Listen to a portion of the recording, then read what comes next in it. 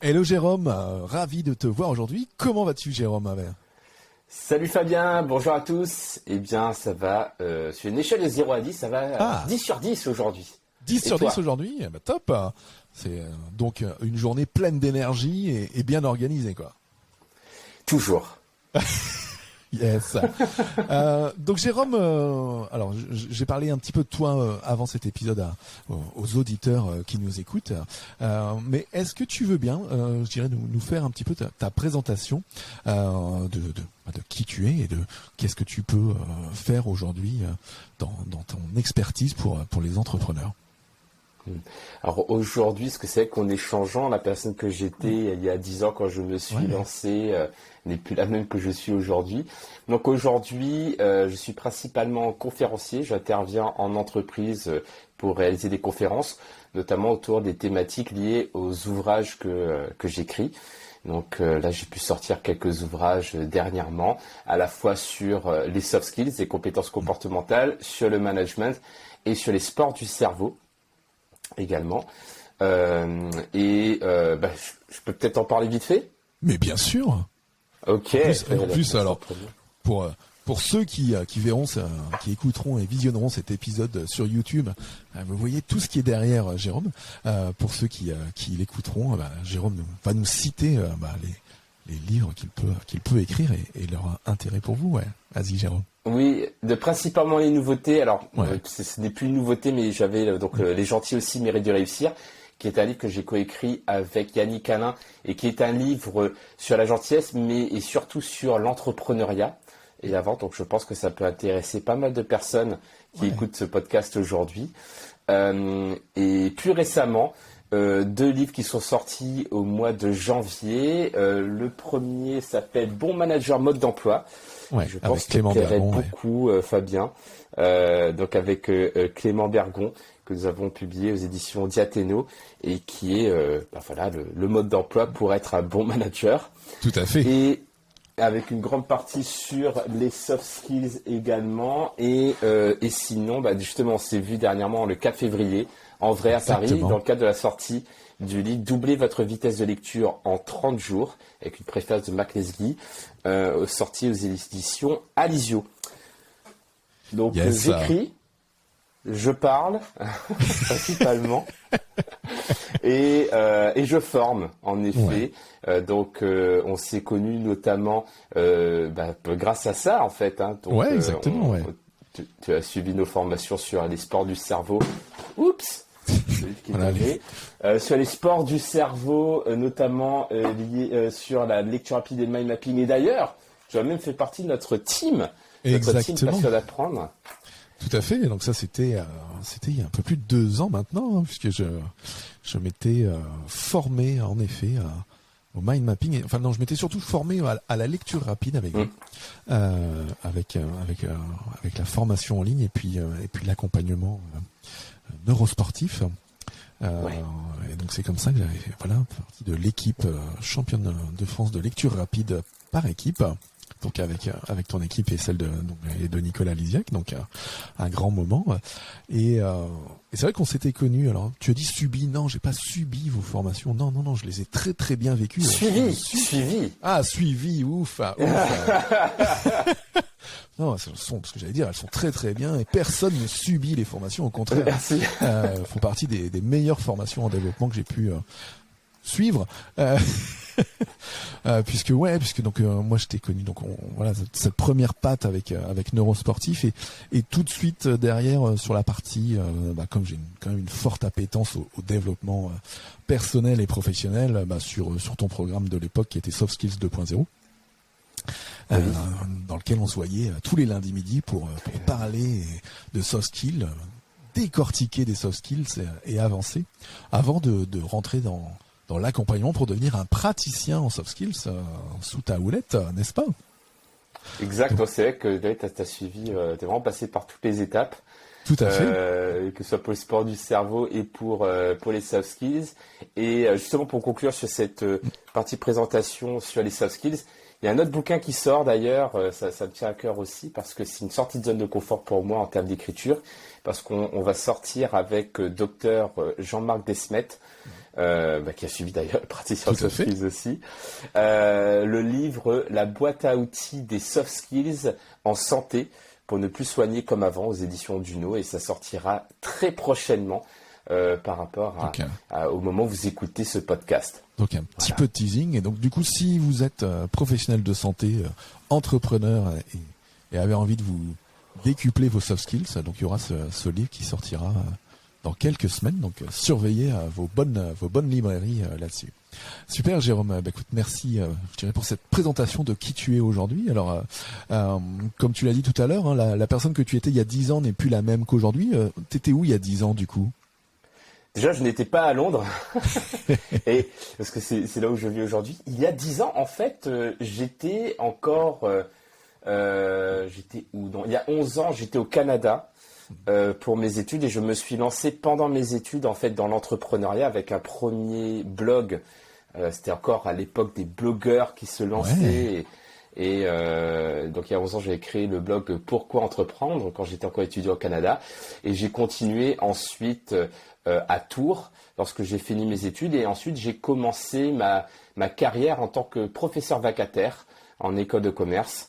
Okay. Et avec pour mission d'enseigner les soft skills. Donc on était, je pense, parmi les premiers en France à transmettre les précurseurs sur les soft skills à ce moment-là. Ouais. C'est un peu ça, voilà, un peu les pionniers. Donc on était en 2012 en fait, quand j'ai commencé en 2011-2012 à enseigner les soft skills en école de commerce, ce qui a donné ensuite naissance au premier livre en francophonie sur le sujet en 2014.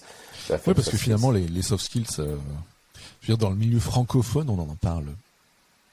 Enfin, on n'en parlait quasiment pas. Enfin, 2010-2012, on n'en parlait pas du tout.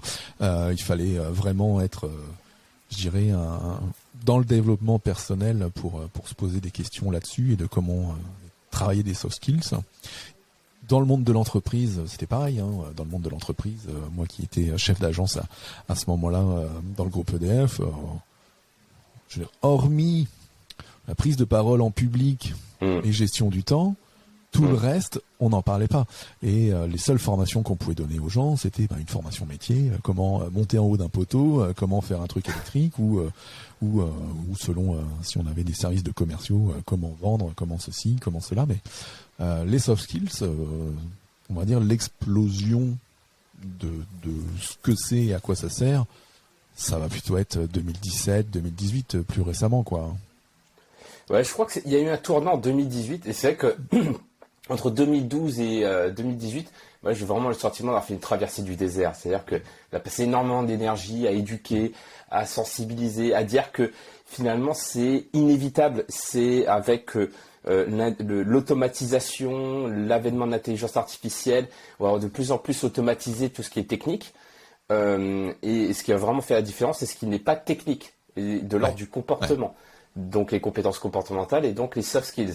Oui. Et c'est vrai qu'en 2018, quand on a sorti notre deuxième livre à l'époque, qui s'appelle Soft Skills d'ailleurs, c'est vrai qu'il y a eu une sorte d'explosion à ce moment-là. On s'est rendu compte que, oui, en fait, les soft skills, c'est pas un truc d'avenir, c'est un truc de maintenant. C'est devenu la priorité.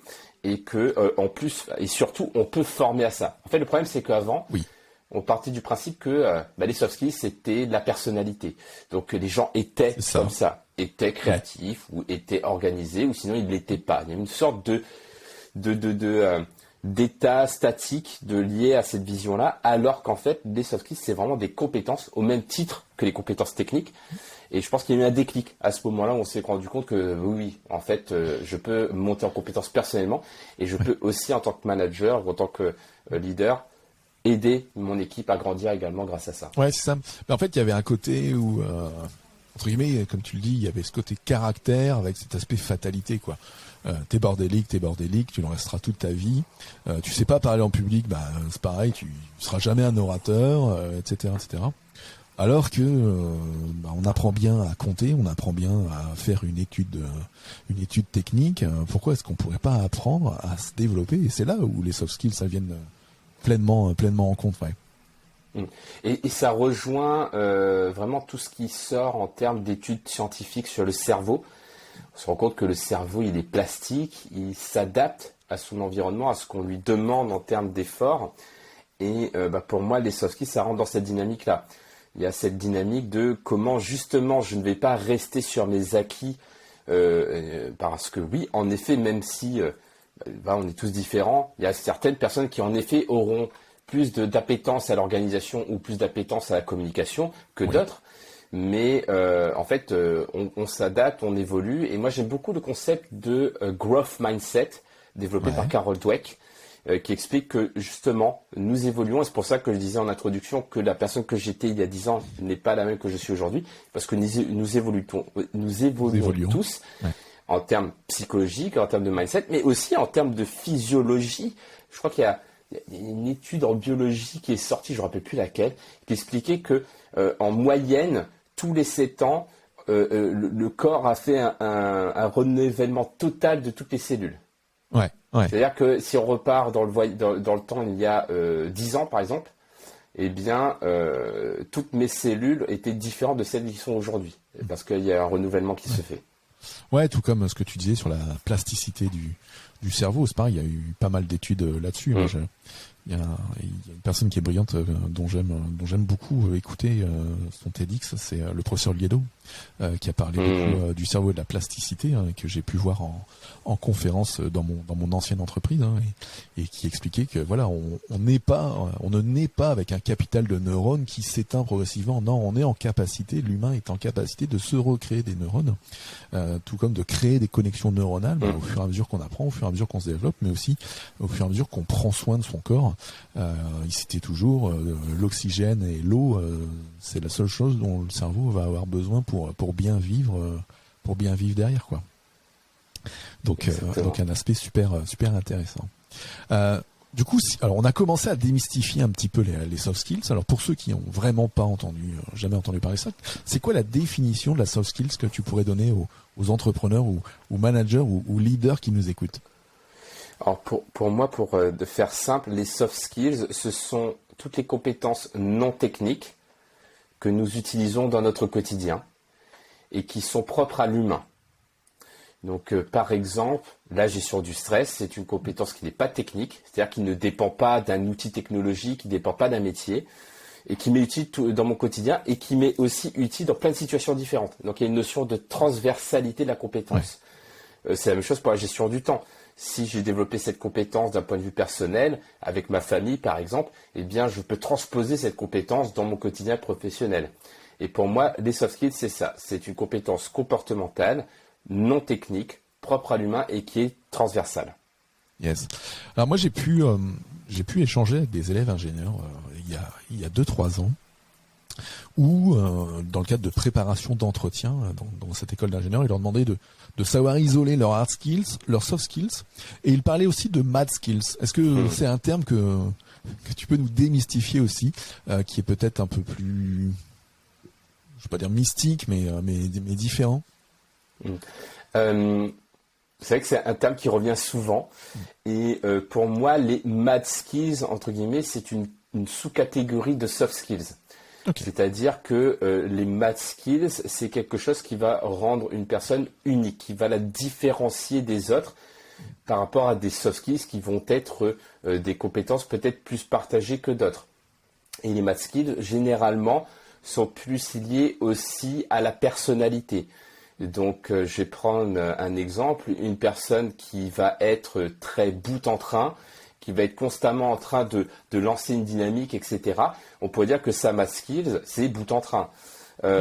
Ou une personne qui, par exemple, a fait des sports extrêmes, je sais pas moi, par exemple, du snowboard en compétition ou du saut en parachute. On pourrait dire que sa mad skills, c'est peut-être aussi l'audace, parce qu'elle a vraiment cette appétence du dépassement, d'affronter ses peurs, etc. Donc pour moi, il y a cette nuance-là. C'est vraiment le truc qui fait que cette personne sort du lot par rapport aux autres. Ouais, ok. Ouais, non, mais intéressant. Ça permet de bien, je dirais, de bien segmenter, enfin, pas segmenter, mais de se dire que, en fait, en se disant que les mad skills sont une sous-composante des soft skills, c'est plus logique, je dirais. Ouais, merci pour ce point, Jérôme. Vas-y. Après, c'est ma vision, hein. Je ne détiens pas la vérité, c'est que chacun va avoir sa vision, mais par rapport à ma manière de voir les compétences, je préfère le voir comme ça, en effet. Ouais. Si on reprend maintenant un entrepreneur, je dirais un entrepreneur qui débute, donc qui peut très bien être salarié et commencer à se lancer dans l'entrepreneuriat, ou par exemple démarre de zéro, je sais pas moi, sans emploi et il monte sa boîte. C'est quoi les soft skills principales vu de toi, qu'il devrait développer? En effet, c'est une question qui revient souvent. Quels sont les soft skills de l'entrepreneur? Je dirais surtout aujourd'hui dans notre contexte. Parce que c'est vrai que le besoin de soft skills au début des années 2000 n'est pas le même que dans les années 20, les années 2020. Donc je dirais déjà, il y a cette notion de résilience. D'ailleurs, quand on démarre, et pas que, quand on est lancé, on va initier des projets, essayer de matérialiser des idées, et il y aura toujours un ratio, souvent plus important, d'échecs que de réussite. Ouais. C'est mathématique, c'est inévitable, sauf cas, bien entendu, particulier. Généralement, une personne qui se lance va devoir, à un moment donné, être confrontée à l'échec, à la non-réussite. Ouais. Donc, je dirais que déjà, la première compétence, c'est la résilience, c'est-à-dire cette capacité à absorber le choc de l'échec ou de la non-réussite et de réussir à le transformer pour continuer d'avancer. Donc, moi, je dirais que ce serait déjà ça. Donc, la première, c'est celle-là, ouais. Ouais. Déjà, celle-là, moi je suis d'accord avec toi, elle est importante parce que dans le parcours de l'entrepreneur, qui n'est tout sauf un long fleuve tranquille, c'est pareil, les résultats, ils n'arrivent pas claquant des doigts, hein, donc tu passes par de multiples étapes où ça fonctionne pas, ça fonctionne pas. T'as eu, comme on a en tant qu'entrepreneur toujours des millions d'idées, on se lance parfois dans X projets, des projets qui marcheront, des projets qui marcheront pas. Et donc il faut être en capacité d'accepter ce qui va pas, et de ce qui va pas, comment je prends ça pour aller mieux demain, et pas se dire bah voilà, tout est foutu, j'ai raté un truc. C'est ça, c'est exactement ça, continue d'avancer et avec enthousiasme. Et c'est vrai qu'aujourd'hui, on est on va dire dans un quotidien, surtout depuis les années 2020, encore plus anxiogène, encore plus, j'ai envie de dire, déprimant en fait, hein, tout simplement, si on regarde les actus, etc. Il faut avoir le moral solide. Et je dirais qu'il y a aussi ce besoin pour soi, mais aussi pour les autres, parce qu'un entrepreneur, quand on se lance, même si on se lance seul, on n'est jamais vraiment tout seul. Il n'y a pas de self-made. On va travailler avec des partenaires, avec des clients, on va être entouré de sa famille, de ses amis, de d'autres entrepreneurs, etc. Et donc il y a aussi un enjeu de rayonnement pour moi. L'entrepreneuriat, c'est pas juste créer sa boîte, ça c'est juste être créateur d'entreprise. Oui. Être entrepreneur, c'est vraiment un mindset, un état d'esprit qui va avec. Et pour moi, la deuxième soft skill importante au-delà de la résilience, c'est l'optimisme. L'optimisme n'est pas un trait de personnalité. La preuve, moi, quand j'étais beaucoup plus jeune, j'étais principalement pessimiste. Je râlais tout le temps, je voyais le mal partout, je pensais que voilà, j'avais de la poisse, etc. Je me répétais, je me conditionnais comme ça. Ouais. Et non seulement ça saoulait les autres, parce que c'est pas agréable en fait d'être avec quelqu'un qui est tout le temps en train de râler, de se dire que j'ai la poisse, etc., de faire sa victime. Ça me saoulait moi. Et en plus, ça me fermait des opportunités. Bref, ça bloquait tout en fait. Et je me suis rendu compte que quand on est entrepreneur, si on est dans ce mindset-là, dans cet état d'esprit, on va se bloquer de partout. On va se bloquer des opportunités. On va se bloquer de relations. Et c'est pour ça que c'est important de cultiver cet optimisme, ne serait-ce que pour sa santé mentale. Ouais. Donc pour moi, ce serait vraiment ça la deuxième soft skill. Celle-là, la top numéro 2, ouais. La troisième, c'est la capacité à apprendre. Oui. Parce que vu que tout change, tout évolue très vite, il y a des études qui montraient que en 1987, une durée de vie d'une compétence était en moyenne de 30 ans. Aujourd'hui, on est plutôt de l'ordre des 18 à 12 mois. Ouais. Oui. Donc ça veut dire que on doit constamment désapprendre l'ancien pour réapprendre du nouveau.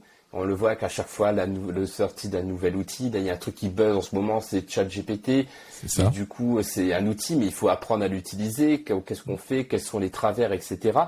Donc, on doit constamment, à chaque fois, se réactualiser, être dans cet état d'esprit d'apprendre, de tester des nouvelles choses. Et donc, je dirais ma troisième, ce serait vraiment apprendre à apprendre. La capacité d'apprentissage, ouais. Donc, du coup, le top 3, résilience, optimisme et capacité à apprendre. Il y en a plein d'autres que je pourrais citer rapidement, comme aussi après, la créativité, oui, c'est important aussi, la communication. Mais si on devait faire un top 3, ouais, je pense que ce serait ça. Ouais. Oui, parce qu'après, il y a la communication, mais c'est vrai que on pourrait rajouter résolution de problèmes, l'autodiscipline, la gestion du temps, la gestion du stress. Enfin, il y a énormément de soft skills à travailler en tant qu'entrepreneur. Ouais. Et alors, je dirais pour ceux qui ne sont pas qui voient comment on peut apprendre une nouvelle compétence technique, comment on travaille une soft skills. Comment justement quelqu'un qui veut travailler justement sa résilience, si on prend l'exemple de la résilience, c'est quoi les façons de faire pour apprendre ou progresser dans une soft skills? C'est vrai que comme on est là vraiment sur une compétence, c'est-à-dire qu'on peut la développer. Et pour moi, moi j'aime bien l'analogie du sport. L'analogie du sport pour expliquer de comment on peut développer une soft skill. Et on peut reprendre cette image du muscle. Une soft skill, ça peut être comme un muscle que l'on va développer. Et pour développer un muscle, on a besoin de faire des efforts. Mais pas un effort ponctuel en me disant, aujourd'hui, je vais faire 2000 pompes et j'ai mon quota pour l'année. Non, ça marche pas comme ça. C'est dommage. C'est dommage. Ouais, ce serait pratique, hein. Tu dis voilà, j'ai mon quota pour l'année, c'est bon, je suis tranquille. Non, pour les soft skills, c'est pareil en fait. Si on l'utilise pas, elle s'atrophie, et si on veut la développer, il faut la mobiliser régulièrement. Donc pour moi, il y a cet enjeu de la répétition dans le temps, et donc la création d'habitudes. Pour moi, ça repose fondamentalement là-dessus. Si je veux développer une compétence, une soft skill, mais pas que d'ailleurs, même des compétences techniques, je dois réussir à trouver une activité que je vais réaliser régulièrement dans le temps pour en faire une habitude. Donc si on prend l'exemple de la résilience, je vais dire oui, bon, je ne vais pas non plus mettre tout une fois par jour dans le pétrin pour connaître un échec et devoir rebondir. C'est pas ça le message. Dans la résilience, il y a notamment la gestion des émotions. Parce que ça simplifie le fait de digérer un événement difficile lorsqu'on arrive à gérer ses émotions. Et ça peut être, par exemple, une habitude que je développe chaque jour, me dire, ok, avant de me coucher, avec quelle émotion là je vais m'endormir. Juste conscientiser l'émotion. Parce que la base de l'intelligence émotionnelle, c'est déjà de conscientiser ses émotions. Et je peux me dire, voilà, mon programme d'entraînement, c'est tous les soirs, pendant 30 jours, je note sur un post-it l'émotion avec laquelle je me couche le soir. C'est un exemple, il y a plein d'autres manières de faire. Un autre exemple sur la résilience, c'est de me dire, aujourd'hui, qu'est-ce que j'ai appris? Parce que ça a forcé le cerveau à transformer par exemple une difficulté en apprentissage. Et c'est ce qui permet à la fois de réduire l'impact émotionnel d'un échec ou d'une difficulté et aussi de construire une fondation sur laquelle se proposer pour continuer d'avancer. D'identifier comme ça des bonnes pratiques, ça permet de développer les soft skills en fait. Ouais, ce que tu dis, c'est super intéressant et c'est ce que je fais moi aussi quand je coach un entrepreneur ou un manager où au lieu de dire à la personne qu'est-ce qui s'est passé depuis la dernière fois, moi ma première question quand on passe dans une séance de coaching, c'est qu'est-ce qui s'est amélioré depuis la dernière fois, pour placer la personne justement dans ce parcours de dire qu'est-ce qui est mieux, qu'est-ce que tu as réussi à consolider, qu'est-ce que tu as réussi à construire, au lieu de se dire qu'est-ce qui n'a pas été depuis la dernière fois façon docteur. Et puis de travailler uniquement le symptôme, et plutôt de travailler sur les fondations et sur ce qu'on améliore progressivement. Donc ouais, je partage pleinement ta vision là-dessus, c'est top. En tout cas, du coup, voilà. Donc, si on veut développer une soft skill, donc on la développe comme un muscle, donc par la répétition, en se créant des rituels, des habitudes, pour pouvoir avancer et les consolider. C'est bien ça. C'est exactement ça. Après, oui, si vous voulez développer 10 soft skills, ça va être compliqué de se dire je vais créer 10 habitudes d'un coup. Donc ma recommandation, ça va être de prioriser. Ouais. Et ça, après, ça dépend des personnes. Et des personnes qui vont être beaucoup plus à l'aise à créer un rituel matinal et à caler 5-6 activités dedans. D'autres vont commencer par une seule. Donc c'est déjà prendre un temps de connaissance de soi. Comment je fonctionne? Qu'est-ce que je peux faire? Et après, ce que je dis souvent dans mes conférences, dans mes formations, c'est plutôt que de créer une nouvelle habitude, c'est d'optimiser une habitude existante. Donc si on a tous des habitudes, par exemple le café du matin ou la pause déjeuner, etc. Et plutôt que de créer de nouvelles habitudes, c'est de se dire par rapport à celles qui existent déjà, qu'est-ce que je peux greffer comme activité simple qui va m'aider à développer la soft skill. Donc si par exemple c'est la compétence optimisme, par exemple, que je veux développer, et je sais que j'ai café du matin, eh bien je peux me dire tous les matins, je prends mon carnet avec mon café, et dans ce carnet, je vais noter 3 gratitudes que j'éprouve, que j'anticipe pour la journée. C'est ce qu'on appelle la pratique de la gratitude proactive plutôt que la gratitude rétroactive. Et ça, c'est un entraînement de l'optimisme, par exemple. Mais je n'ai pas créé une nouvelle habitude, j'ai juste rajouté une sorte d'add-on, une sorte d'extension de mon café qui est la pratique de la gratitude proactive le matin avec le café. Ouais, ce que tu dis, c'est ce que dit également un Américain qui s'appelle B.G. Fogg dans son livre Tiny Habits, où pareil, il dit aux gens, il donne le moyen pour créer une nouvelle habitude. Il dit déjà il faut démarrer tout petit. Et comme tu le dis,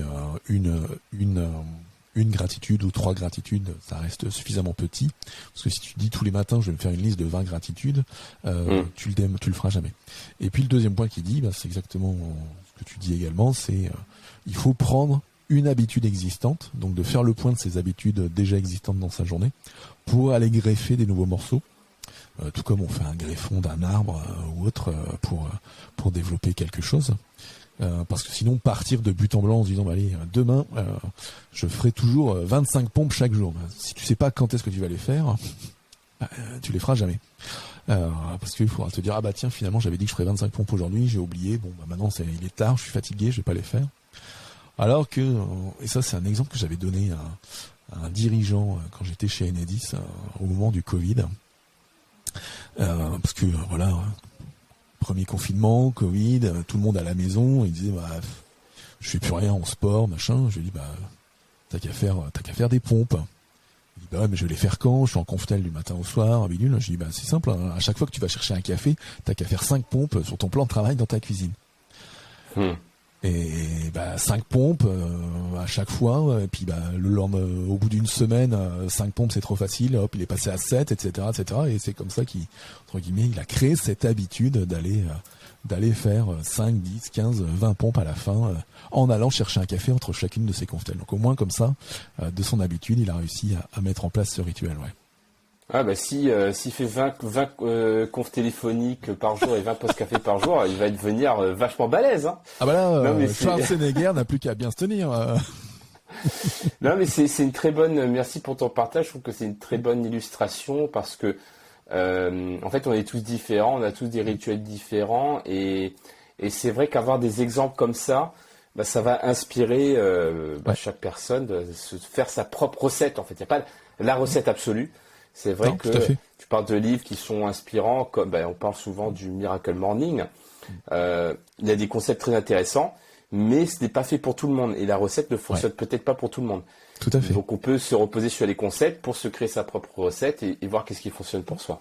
C'est ça en fait, et c'est là où dans les accompagnements ou dans les programmes dans les programmes que tu peux faire, dans les programmes que je peux faire, on donne des recettes et chacun peut aller piocher pour construire sa propre réalité et sa propre façon de faire. Et c'est ça qui est intéressant dans le passage à l'action, en fait. Parce que Miracle Morning, il est super intéressant et super important. Et il amène des choses avec les savers ou des façons de faire. Mais tout le monde n'est pas forcément du matin. Tout le monde ne peut pas forcément se lever à 5 heures. ou encore plus tôt, hein, puisque le concept c'est de se lever 1 heure plus tôt pour faire. Bon, moi je me lève déjà à 5h45 pour aller au boulot, donc ça voudrait dire 4h45, etc., etc. Bon, Ouais. selon les personnes, ça peut fonctionner ou pas fonctionner. L'important c'est de prendre les recettes et de tester en fait. Moi je dis toujours, c'est pour ça que je dis toujours, pour mieux gérer ton temps, il y a plein de méthodes, il y a plein de recettes. Voici les majeures qui peuvent fonctionner. Tu testes, ça marche. On continue, ça marche pas, on en teste une autre et on avance. Et c'est ça le développement en fait, c'est trouver les recettes qui peuvent marcher pour avancer. Yes, je suis tout à fait d'accord et je trouve l'image de l'analogie de la cuisine très pertinente parce que quand on cuisine, des fois on n'a pas tous les ingrédients. Parfois on dit je suis dans cette recette, moi je vais la faire à ma sauce. Oui, c'est un peu ça aussi. Et après t'expérimentes, des fois tu fais un plat, c'est pas bon. Parce que tu dis moi j'ai testé, je pensais que ça allait marcher, mais en fait pas. Et moi c'est ça que j'aime bien aussi avec cette approche, c'est tester. Ouais. Regarder ce qui fonctionne, garder ce qui fonctionne, enlever ce qui ne fonctionne pas. Et aussi, ne partez pas du principe que si ça fonctionne aujourd'hui, ça fonctionnera toujours. Parce que justement, on évolue, on change, et il y a peut-être des trucs qui fonctionnaient à un moment donné. Donc j'aime bien dire, faites ce qui fonctionne jusqu'à ce que ça ne fonctionne plus. C'est pas mal, et c'est ça en fait. Et alors tu le dis dans tes ouvrages, on est dans un monde VUCA, hein, le volatile, incertain, complexe, ambigu, et tu parlais tout à l'heure de ces compétences techniques qui changent désormais tous les 12 à 18 mois, c'est ça en fait. Hein, et c'est là où la soft skill de l'adaptabilité fait partie aussi je dirais du top 5 à travailler parce qu'il y a pas il faut s'adapter en permanence dans notre nouveau monde qui avance beaucoup plus vite que ce qu'ont pu vivre nos anciens. Oui, c'est clair. Yes, écoute, un grand merci à toi, Jérôme. Est-ce que tu as une ou deux pépites à nous partager avant qu'on ne se quitte? Oui, j'ai tellement de choses à dire, c'est tellement un sujet passionnant, mais par rapport aux entrepreneurs, au-delà des soft skills, moi je dirais c'est vraiment souvent on pose la question pour les personnes qui se lancent. Ah oui, mais là je suis pas prêt, est-ce que j'ai pas encore déposé le statut, j'ai pas encore.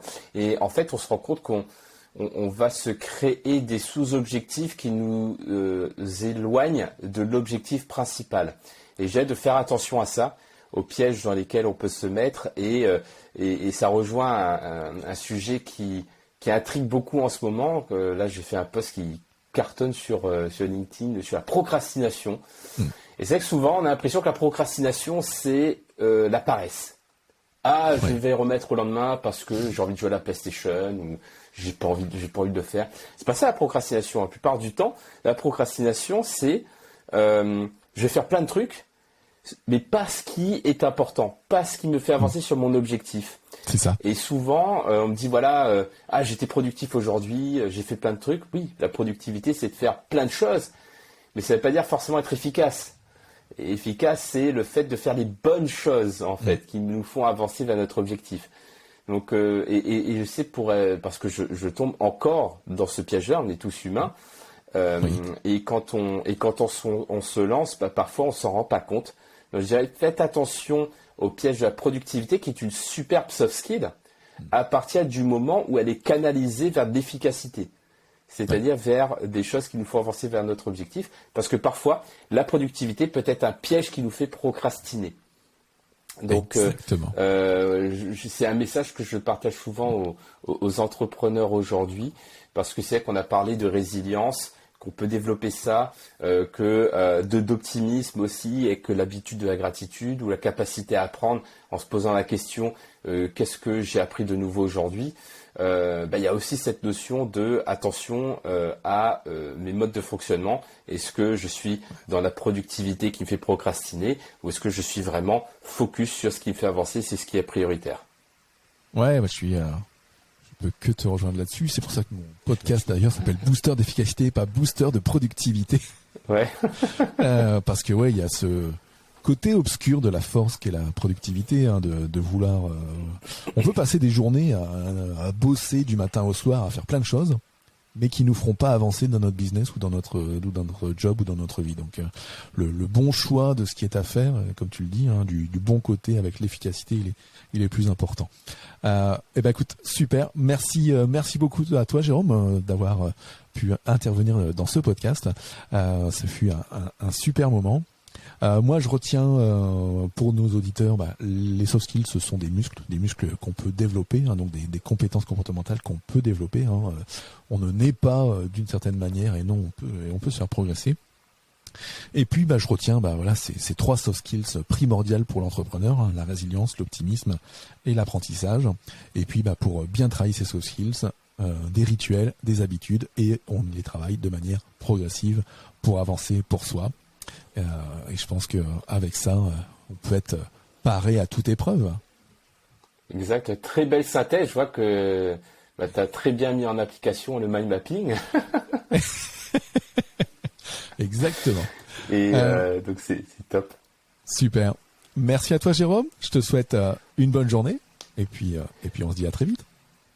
Merci à toi et à très bientôt. Ciao, ciao.